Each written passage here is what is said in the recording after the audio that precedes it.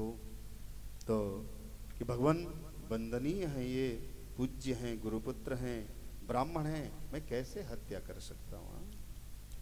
इनकी पशु की तरफ बांध कर ले आए अश्वत्थामा को और बंधन अवस्था में प्रस्तुत किया है द्रौपदी के सामने। क्या था स्थिति? गलती की थी द्रोणाचार्य के बेटे अश्वत्थामा ने, तो मस्तिष्क नीचे उसकी। द्रौपदी ने किस हालत में देखा? तथा रुदम पशुवत पाशबद्धम, जैसे कहीं कहीं पर बलि के लिए पशु को जैसे बांध के रखा जाता है, वैसे ही अश्वत्थामा की हालत थी। द्रौपदी से है ना, मातृशक्ति है, भारतवर्ष की नारियों में ही ये क्षमता वाली शक्ति है ना, क्षमाशील व्यक्तित्व ऐसी है।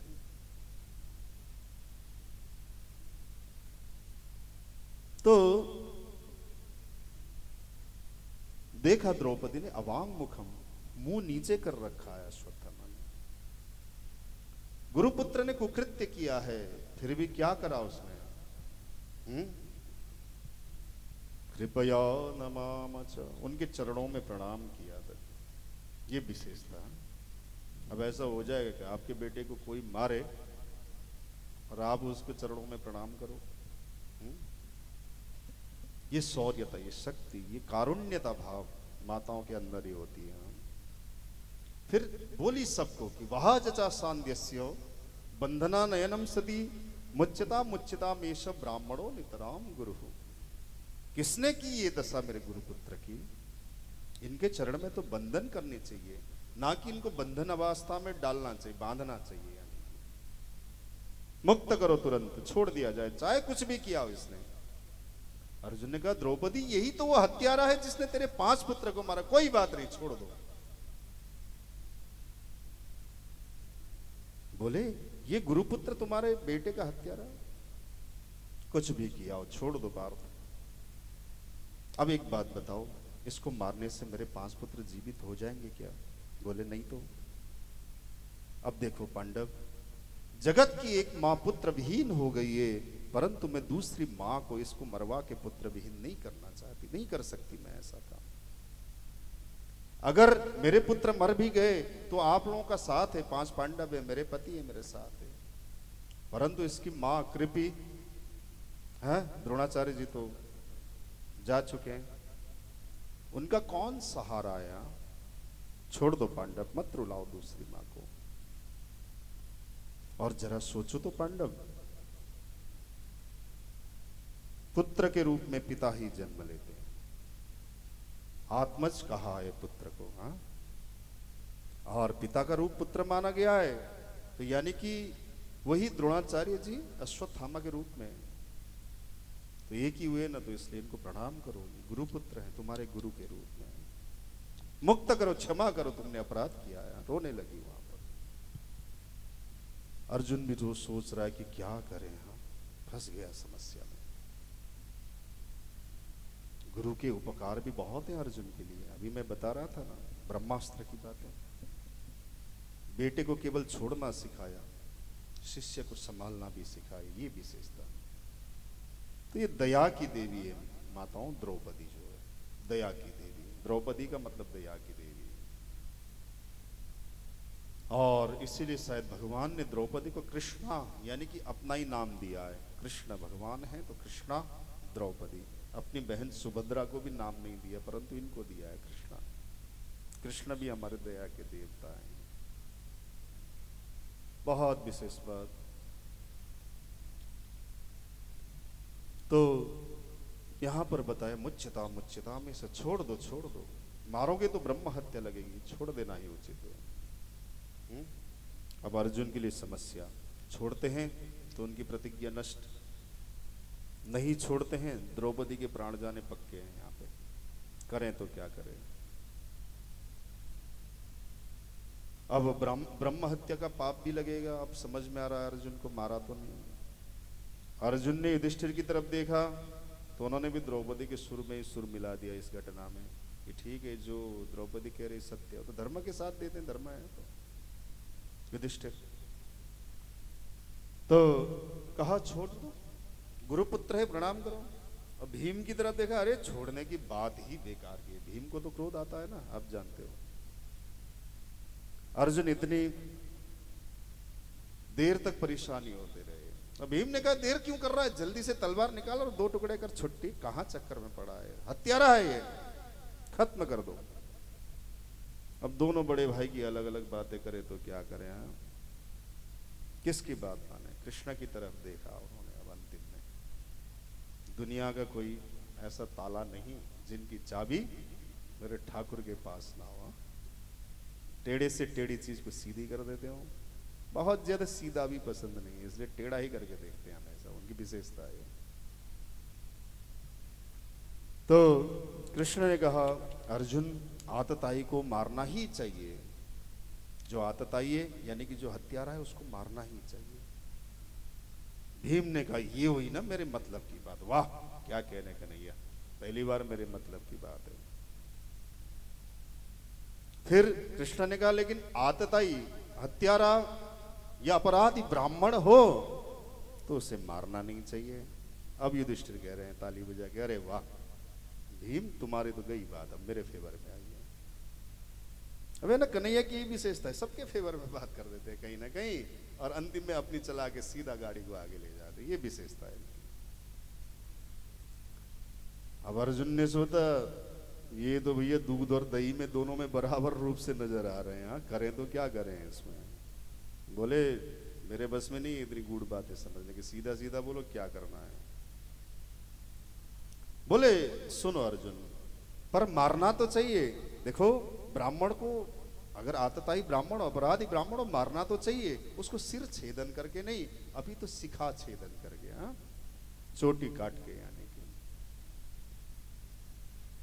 अब यही हुआ, अर्जुन ने फटाफट चोटी काट दी, उसको भद्र करके गज्जा करके बाहर निकाल दिया, और शिखा कटना ही ब्राह्मण के लिए मृत्यु के समान है, यह बात बताई। और उसको छोड़ दिया। पांचों बच्चों को उत्तर क्रिया करके सबने स्नान किया, लेकिन अश्वत्थामा को अपमान करके छोड़ा गया था ना, फिर भी वो अपना बदला सहन नहीं कर पाया। पांडवहीन पृथ्वी को करने के लिए संकल्प फिर लिया। अश्वत्थामा तैयार हुए, 5 बार पांडवों के लिए फिर छोड़े। फिर पांडव वंशों को आगे बढ़ाने वाला एक पुत्र अभिमन्यु की विधवा, जानते हैं आप, जानते हैं उत्तरा के बारे में।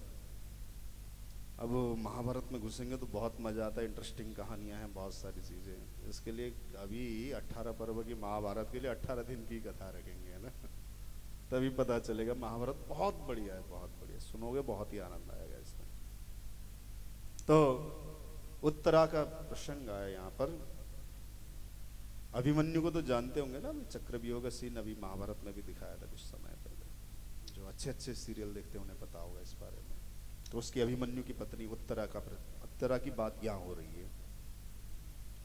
एक अभिमन्यु की जो विधवा पत्नी उत्तरा, उसके गर्भ में पांडवों का एक खून पल रहा था, हाँ? और उसको मारने के लिए भी अश्वत्थामा ने फिर ब्रह्मास्त्र चला दिया। तब उत्तरा आई भगवान के शरण में, कहा कि पाहि पाहि महायोगिन देव देव जगतपते नान्यम तदुभयम पश्येन यत्र मृत्यु परस्परम।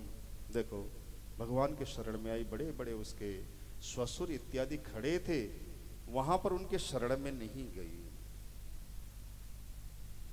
और क्या बाद में तो प्रसन्न होकर भगवान ने उत्तरा के गर्भ की भी रक्षा की। आपको पता है दिव्य 9 मास पर्यंत वहां पर घूमते रहे हैं भगवान, छोटे से रूप बनकर गर्भ के अंदर भी। 5 पांडव की ओर जो ब्रह्मास्त्र चलाए थे, कन्हैया ने अपने सुदर्शन चक्र से सबको काट दिया, ऐसे रक्षा की। बाद में तो कुंती मैया, ये प्रसंग बहुत ही रुलाने वाला है, मुझे बहुत अच्छा लगता है, परंतु समय का अभाव है ना, इसमें बहुत सारी ज्ञान की बातें हैं, तो हमें कथा को आगे बढ़ाना है। आप सबने सुना भी है, बहुत विशेष प्रसंग है, इसमें हमें कई सारी चीजें, बहुत सारी ज्ञान की बातें मिलती है। देखो ना, उत्तरा भी यहाँ पे निवेदन कर रही है कि नान्युम तदुभयम पश्येत, यानी कि देखो मुझे अपने मृत्यु का डर नहीं है कन्हैया, परंतु मेरी गर्भ की रक्षा होनी चाहिए। आप सब माताओं से इस प्रसंग से मैं छोटा सा निवेदन करूं, कभी भी ना गर्भ हत्या यानी कि भ्रूण हत्या इत्यादि के चक्कर में मत पड़ना आप लोग। बहुत गलत है ये इसमें। यहाँ पर आज हम लोग अपनी सुंदरता को बचाने के लिए गर्भ हत्या इत्यादि कर रहे हैं, और वहां पर माँ उत्तरा क्या कर रही थी? मैं मर जाऊं कोई दोष नहीं, परंतु मेरी गर्भ की रक्षा हो जाए भगवान। तो आप सब स्वयं समझदार हैं, इस प्रसंग को आगे नहीं खींचूंगा। बस जो भी इस मेरी आवाज को सुन रहे हैं, सब माताएं बहनें, डॉक्टर, नर्स, कंपाउंडर, जो भी है, जिन कामों में लगे रहते हैं, देखो स्वर्ग तक में राज किया है भारतीय नारियों ने। ऐसा ना हो कि ऐसे गलत काम करके नरक में भी जगह ना मिले। हाँ, गलत काम में साथ मत देना, कभी जिद मत करना हमें बेटा ही चाहिए, बेटी चाहिए। सब साइकिल से हवाई जहाज तक सब चला रही हैं आजकल बेटियां।